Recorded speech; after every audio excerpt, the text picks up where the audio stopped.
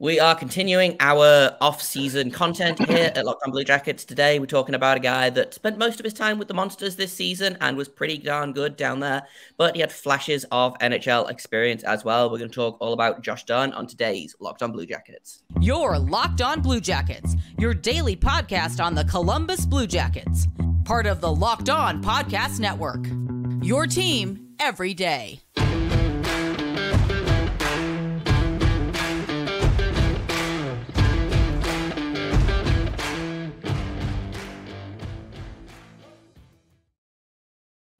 Hello and welcome to Locked On Blue Jackets. We're part of the Locked On Podcast Network, your team every day. I am, as always, your host, Jay Foster, here to bring you news, the stories, the good, the bad, and the ugly, all about your favorite team and mine, the Columbus Blue Jackets. And if you're watching this on YouTube, you will notice I've got a friend today. I thought we would mix things up, and so today we're going to be talking about Josh Dunne, and I've got my buddy Hayden here to help me out. He's got lots of opinions on Josh Dunne, and I am super, super excited to get into it. Before we get started, I just want to let you know that Locked On Blue Jackets is free and available on all podcast platforms. We are available on YouTube. If you hit the little bell button down below this video, then you'll get notified when we go live, which makes your life easier and makes me even happier than I normally am. So let's jump right into it, Hayden. Let's talk about Josh Dunne. General thoughts on the season. How do you think he did with his limited NHL time?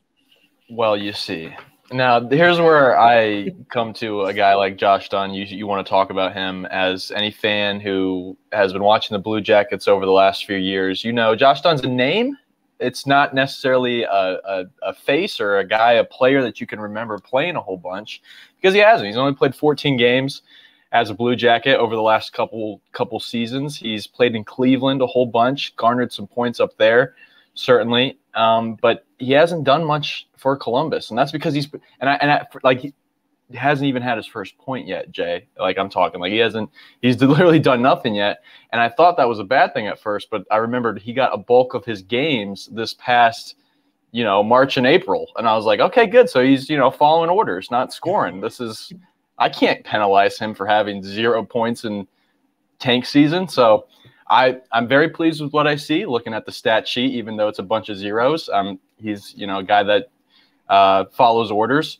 And I don't know if you knew, I just looked this up too. When you talked about talking about Josh Dunne today, I looked up, he played at Clarkson, where the same school that Jarmo went to school and played. So there's that connection. That's kind of how he made that connection initially with Jarmo. So that's interesting there. Just so the idea of Jarmo playing hockey, I don't know, it's just funny to me. I don't know if he just... I know. So I understand logically that almost every NHL head coach and GM played hockey, but sometimes it just doesn't compute. Like the idea of John Tortorella playing hockey is just completely alien to me. Yeah, I know. It's hard to imagine, but he did play at Clarkson State, and I wish I had his stats in front of me, but I don't. But he did play there, so Jarmo has some hockey experience, some college hockey experience, and so does this kid, Josh Dunne. He actually left Clarkson State early before he didn't get drafted. I think he got swooped up right away by the Blue Jackets, signed right into the playoffs. Or I think that's how it went down. But anyway, he passed on his senior season, so he felt like he was ready for the NHL right away. He's a good-sized player, 6'4". So that's the potential that you see there. But for the most part, he hasn't done a ton, Jay. So I don't really have a lot to build off of as far as what he's done playing-wise. But I see exactly what Jarmo sees. Jarmo sees a 6'4" guy from the same school he went to and is like, there might be something here. And maybe there is. I mean, like I said, 0 points through this first few games. That's just obeying orders right now. So, yeah, right now, we're like, okay, 0 points. We can get behind that. Hopefully he figures out a way to turn it on. Josh Dunne, I always think, is a really interesting case because we've seen success with this kind of player very recently in Nick Blankenburg, who was a college free agent signing, turned up, immediately made his mark on the team. I don't know that anyone ever looked at Josh Dunne and was like, man, this guy's going to be a stud for the team. I think it's extremely rare that a college free agent signing, a guy that wasn't drafted. And I mean, he had decent college stats, except for his final season. He only played 14 games, had 5 points in that, but he had 27 in 32, and then 23 points in 32 games in his freshman season. So, you look at that and you're like, okay, I can see where he's coming from.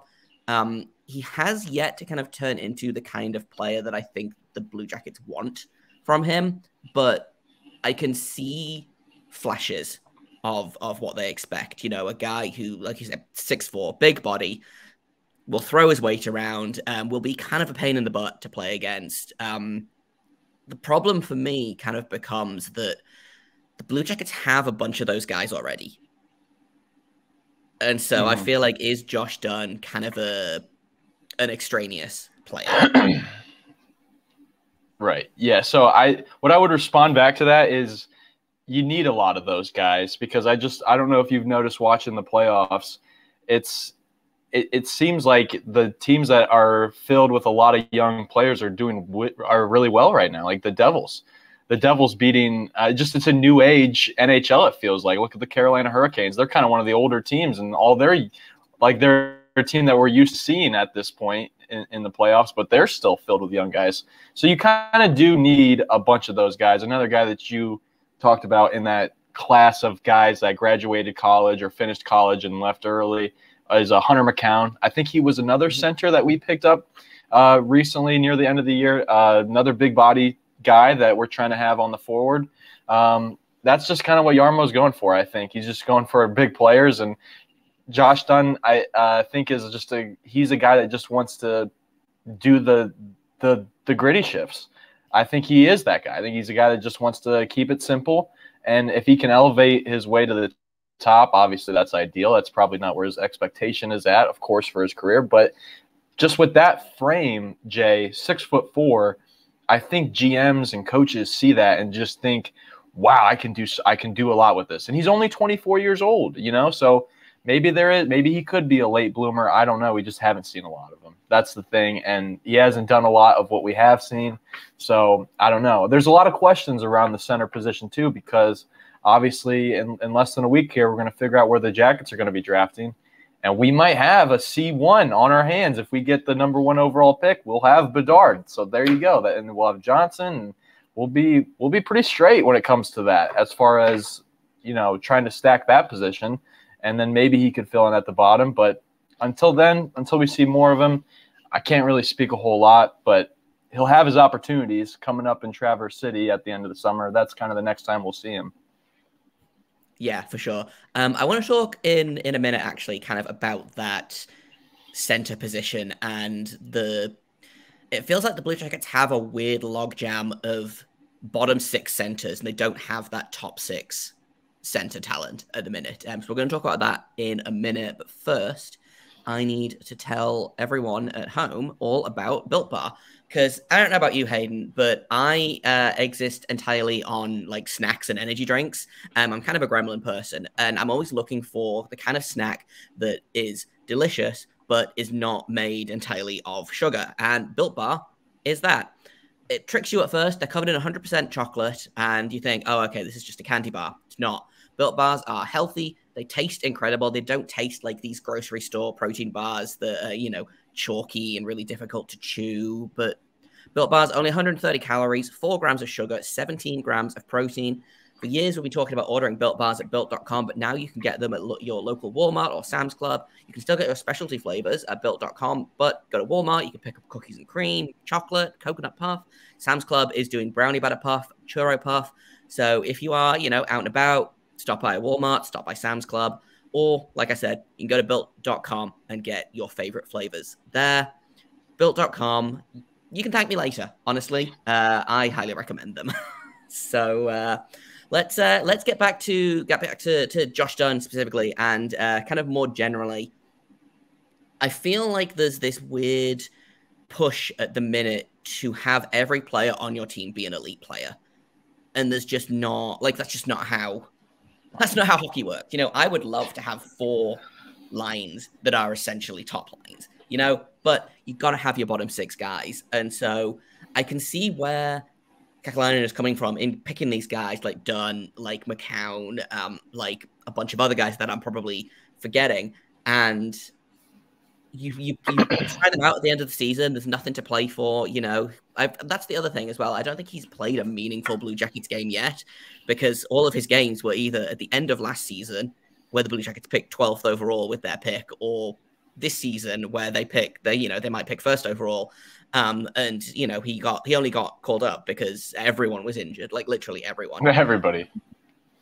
That being said, I think Josh Dunne's a really interesting case because I think he does have that potential.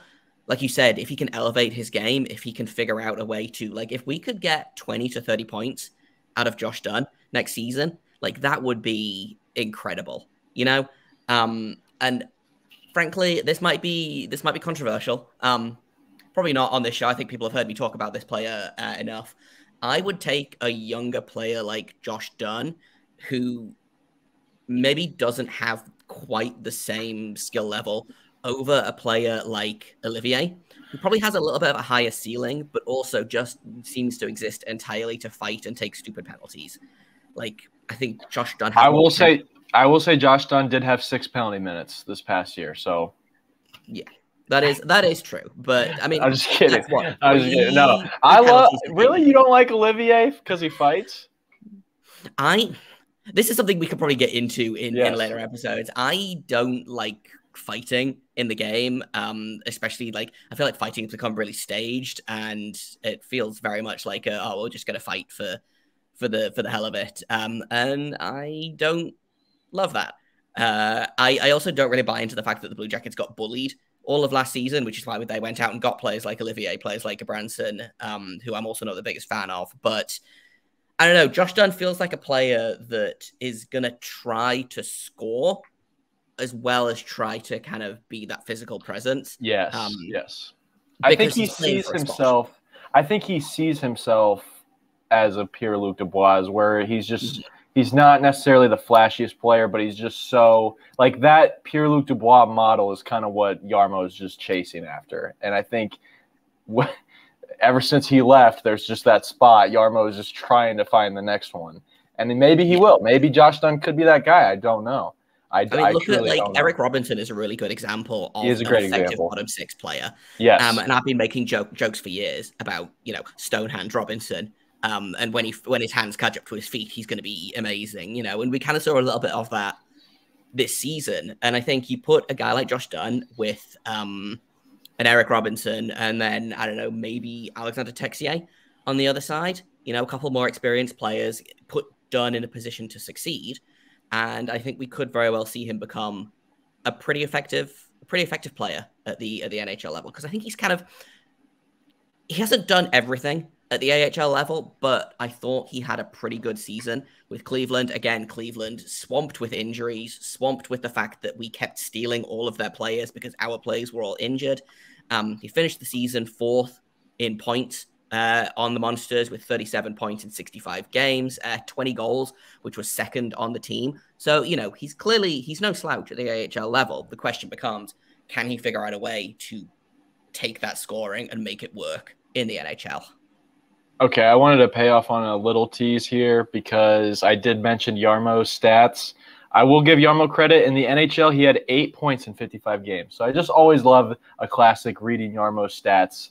But that's 8 more points than I had in the NHL and 55 more games that I played. So he knows as much as he needs to know about hockey for me to be comfortable with him making the choices that he needs to make. And Jay, I look at this and I just get excited about the draft because I think you're right. There is a rush for all these teams to try to get young players to become elite players right away. But all you really need them to be is elite at the right time, if that makes sense. Like I see a team like the New Jersey Devils. I'm like, man, they got all these guys clicking right now. And these guys might not even, I don't know, be a full-time NHL player in the next 3 or 4 years because they just at the right time, the moment, the right chemistry, the right coach, it's all blending at pretty much the right time. And I think that's the way Jarmo sees a guy like Josh Dunne. He's just a big body that could, hit his peak at any moment. And the second he does, we're going to slide him in there.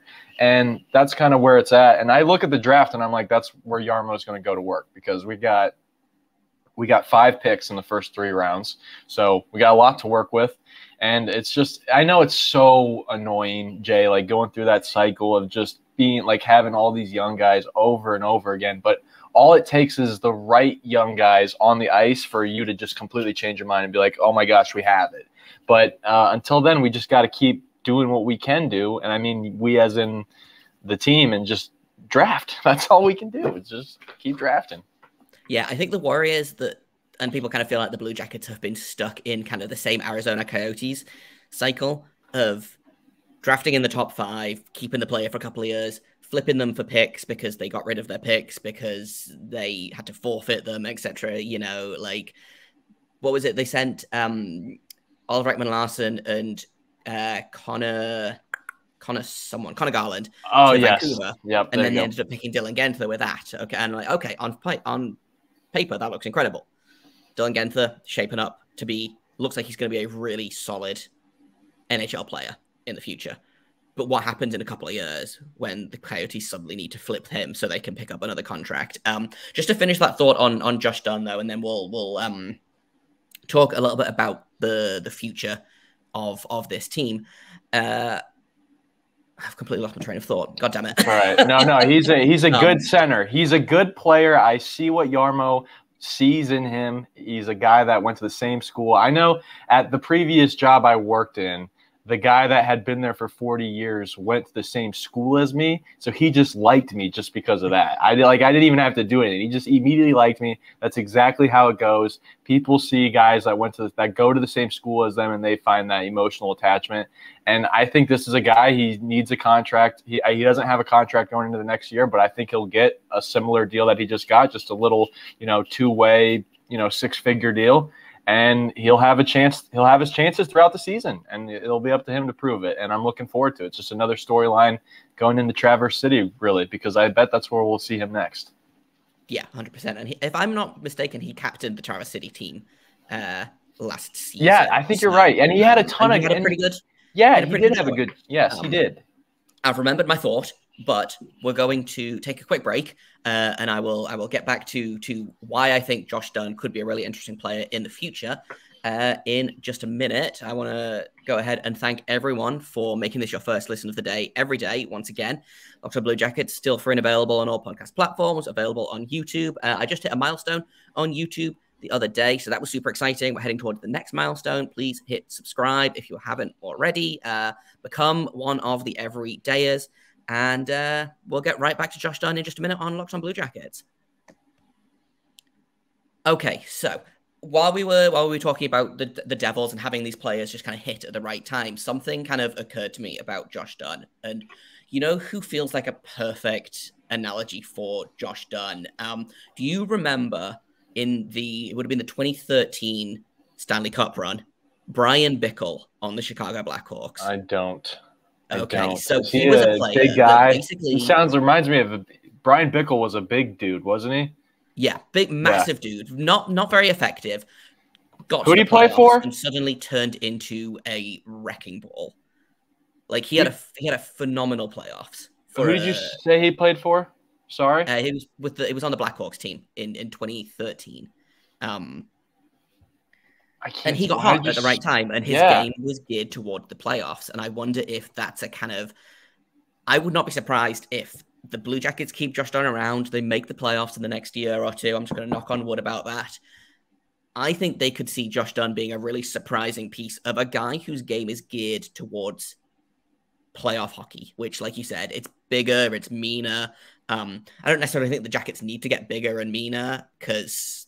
I don't know. I've talked about that enough on the podcast. I don't need to get into my hatred against intangibles and grit, but Josh Dunne feels like a player that is going to get, again, knock on wood, Blue Jackets make it all the way to the Cup final. They play, what is it, like 25 playoff games that they need to get there. I wouldn't be surprised to see Josh Dunne with 10 points in 25 playoff games. That feels like what he's built for. He's built for playoff hockey. Unfortunately, the Jackets have to get there. Yeah, they have to get to the playoffs to let guys like that shine. But to your point, though, another guy that I've been thinking about recently for obvious reasons is Anthony Duclair. Like that guy getting significant minutes for a team that's in the second round right now, is a guy that we looked at the time as Blue Jackets fans, like, oh yeah, he's just, a bottom 6 guy. We don't need him. Let's set him in a package, try to get Duchesne, and that's exactly what went down. But that was just a guy that you let go too early. Like, just if you would have kept him around and let him develop, what could you have at, like, just imagine him on this team right now, Jay. Like, I couldn't because it just would be speed in my brain. He's a guy that I've liked a long time. Was really excited when he came to Columbus. I was like, no, this is great. Didn't gel with Tortorella for whatever reason. And I think something that's going to be really interesting to see is whoever the Blue Jackets end up hiring as their next coach, how he works with players like Josh Dunne. I think a lot about what Cole Sillinger's season is going to look like next season. Obviously, great rookie season, disappointing sophomore season. I think, I think that's fair. Yeah, he's single-digit points, I believe. Disappointed in how his season went. I would be really interested to see what happens to players like Dunn, like Sillinger, again, like McCown. Sillinger's not even 20 yet, too. That's the thing. No, he's got so much. He's just a kid. And even like guys like Liam Foodie, who I talked about at the end of last week, and who I see a lot of Blue Jackets people calling him a bust and saying he went too high in the draft. He's 23. I feel like you can't start calling a player a bust until at least 25. Even then, maybe relax a little. I think Panarin really got his first year in the NHL down when he was like 24, I think, when Artemi Panarin really first came onto the scene, I want to say. So, like, late bloomers are a thing, guys. Like, it's just we have to give them the opportunity. And it's funny because it feels like the Blue Jackets seem like the team that would be giving these players a lot of opportunity. And then you look at Josh Dunne stats, and he's got 0 points in 14 games played, and you're like, well, is this a good thing or a bad thing? Am I happy about this because that means he wasn't scoring at the time? I don't know. But if you listen to interviews that he's in, he is very centered on the team and very much, I want to play my position to best and be a part of a team. Like, I don't want to do the showboaty kind of center, which I think when we got Kent Johnson, you could have, boom, there's their flashy line, and then you come at you with your, the guys that do the fundamentals right line. So I think that's and you don't necessarily want a guy like Josh Dunne to go out there and score. You want him to go out there and trap the other line on the ice, tire them out, swap with the skill line, boom, you've got tired players on the ice. I do just want one quick Josh Dunne thing before I want to give him like a letter grade for the season, and then we'll wrap it up. The time on ice he had this season, his highest time on ice was 14 minutes and 22 seconds. His lowest was 4:36. On 3 of his 8 games this season, he played under 8 minutes. That's not even as much time as he could have in a beer league game right now. And they play beer league games, 2/3 the length of a normal game. So it's like he's not even seeing any ice. That's why. So that's why nobody has a take on Josh Dunne, because we haven't seen him. Right. I would have loved to have seen guys like Josh Dunne get way more ice time. And like, in fairness, his ice time did pick up as the season kind of went on. Like I said, the 14-22 was his last game of the season, and then he had 13-26 the game before that, 10-32 the game before that. So like, it did pick up a little bit, but it's just so frustrating to look at this season and think about. This is going to sound super melodramatic, but it feels like we've really had a missed year of development because Brad Larson, for whatever reason, didn't seem interested in letting the kids develop. I've talked about this at length about Kent Johnson had to basically claw and scratch his way into the top 6 and show that he could stay there. Cole Sillinger was invisible most of the year because he wasn't getting ice time. There was a big blow up halfway through the season because Johnny Gaudreau was playing 13 minutes in a game. So for whatever reason, Brad Larson was making weird choices with ice time. And it feels like it's almost like a missed year of development for these guys like Dunne, who, like I said, 24, he should be starting to enter his peak, his prime as a player right now in the next couple of seasons. And I wonder how much of this season is going to be, I wonder how much of the season is not necessarily a step back, but just him kind of getting stuck in place because he's playing literally 7 shifts in a game. And, that's the thing, Jay, is that he is I don't know exactly what his contract situation is, but this could be a situation too. He's from St. Louis. So he may, sign one of those small deals with them or something. I don't know. But if he is back with the Blue Jackets next year, I am going to keep a keen eye on him and try to see if I can see anything develop. And then, even if that means going to more Monsters games, because, dude, for how many years we've had the Monsters 2 hours away from me in Columbus, and I haven't gone up there and gone to more of those games is despicable, because so many great Blue Jackets have came to the Monsters over the years. And I will say the one Monsters game I did go to, though, was when they won the championship game. An incredible game. Yeah. Against the Hershey Bears. I was at that game in the Upper Bowl. It was pretty electric. Yeah, I've never seen a full crowd like that. I haven't been to a Monsters game. I have been lucky enough to go to a bunch of the San Jose Sharks AHL affiliate games. When I've been out in San Jose. Barracudas. AHL games AHL games are fun as hell, guys. If you haven't been to an AHL game, like you say, it's 2 hours up the highway. Just get in your car and go. It's a ton another of fun. Another thing that's fun too for you people that are listening to Locked On Blue Jackets right now in Columbus is Ohio State hockey games. All the future NHL talent, like all these guys that are coming through college, are playing in the Schottenstein Center in your town. You get a chance to go watch. Like it's amazing. I've gotten to watch so many great players play. I mean, unfortunately for Michigan, at Ohio State over the years, I'd like to see more Buckeyes. But the Cooley brothers from Wisconsin, tons of guys. There's a ton of really fun hockey happening in Ohio. That's not just the Blue Jackets. Okay, let's finish up. It feels really tough to give Dunne a grade because we've seen so little of him. But kind of mashing together his NHL and his AHL season, I am going to go ahead and give him, I'm going to go ahead and give him a C+. I was debating between C+ and B-, but I would have liked to see just a little bit more from him. He plus minus is kind of a garbage stat, but he was -2 on 2 of his 8 NHL games this season and -1 on 2 more. So he was even in the other 4, but I would like to see a little bit more possession play from him. I don't know what his possession numbers were like. I can look that up really quickly, but I think definitely a player that has flashes of potential, but a player that I would really like to see take that next step next season. I think next season is going to be real make or break for Josh Dunne. It is. It is going to be a real make or break, and I see you gave him C+.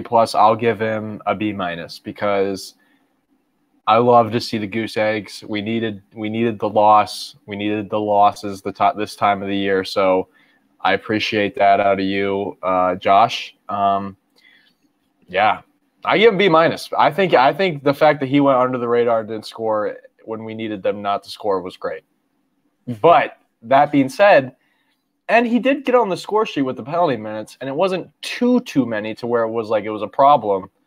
No, I will take one penalty every 2 games. I'll give him a B-. I feel good. I feel great about a B- for Josh Dunne in 2020. Yeah. 2023. Well, I think that's kind of all we've got time for today. Tomorrow, we are going to talk about coaching, I think. Some coaching candidate who is available, who we would like, who we would not like. There's probably a longer list that I wouldn't like to see behind the bench for the Blue Jackets, but I've been Jay Foster. You can find me on Twitter at _Jacob Foster, JAKOB FORSTER. You can find the podcast at LO_Blue Jackets. If you have comments, questions, criticisms, you can email us at lockedonbluejackets@gmail.com. Thank you for listening. Thank you for making us your first listen of the day. Hayden, where can the people of Locked On Blue Jackets find you online? You're not going to want to, because I tweet a lot about, the Lions and all the other sad sports teams that I root for. But if you do want to see that for some reason, at Twitter at HaydenH971. So there you go. Thanks once again for making us your first listen, guys. Go ahead and make your second listen at Locked On NHL. They have a great time over there. Gil does a really great job. Rachel does a really great job. They talk about playoffs. They're talking about all of the fun that other teams are having right now. So if you want to go and pick a bandwagon, head on over to Locked On NHL and do that. Let's go Oilers. I'm on the Oilers. I like Connor McDavid. I want him to get a cup, man. Come on. I'm so committed to the Canadian Cup drought, though. I know. I like that too. I do. That is a good consolation prize if he doesn't get one. But that's all from us today. Until tomorrow, make sure you stay locked on.